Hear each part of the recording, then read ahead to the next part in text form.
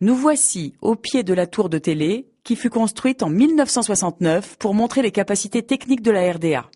Elle domine tout Berlin depuis ses 360 mètres de hauteur et en est devenue un des symboles.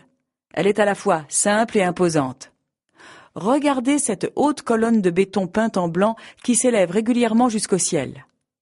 Elle nous semble tout à la fois laide et en même temps inséparable du paysage urbain berlinois.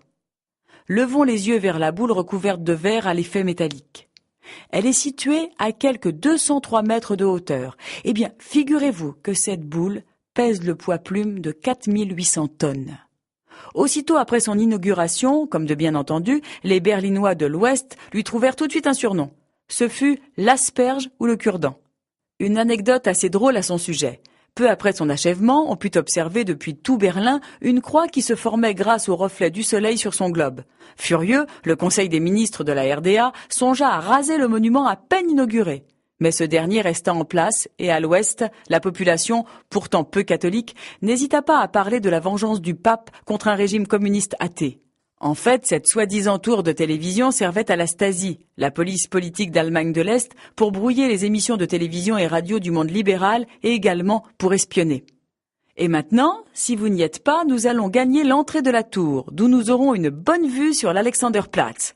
A priori, venant de l'église Marie, il nous faut contourner complètement le monument. Nous nous retrouvons donc de l'autre côté devant l'entrée. Vous êtes bien devant l'entrée? Oui, alors c'est parfait. Tournons un instant le dos à la tour et regardons la place devant nous.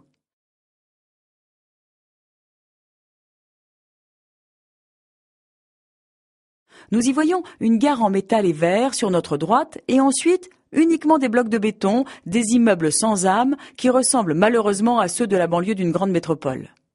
Et pourtant, nous ne sommes pas en banlieue, nous sommes au centre de la capitale. Il s'agit de constructions datant des années 1960-1970. Mais où sommes-nous en réalité? Nous sommes sur la célèbre Alexanderplatz, dont la tour de télévision marque plus ou moins le centre. Le nom d'Alexanderplatz fut donné à la place après une visite diplomatique du tsar de Russie en 1805. Ce nom fut ensuite réutilisé comme titre d'un roman mondialement célèbre de l'écrivain Alfred Döblin qui dépeint les années de crise précédant le nazisme. Au début du roman, Döblin a décrit l'atmosphère régnant sur la place en quelques mots. Colossal.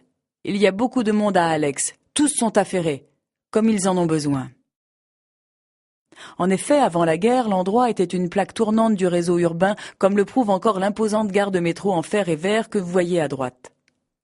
La foule s'y pressait entre les grands magasins, les cabarets, les petits commerçants et les marchés en gros de bétail et de laine. La gare de métro sur notre droite est une belle construction de béton, verre et acier des années 1930. L'originalité réside dans son aspect de grande verrière qui fut très en vogue à Berlin. Vous pouvez suivre la rue en allant vers la droite afin d'apprécier le gigantisme de la Karl-Marx-Allee.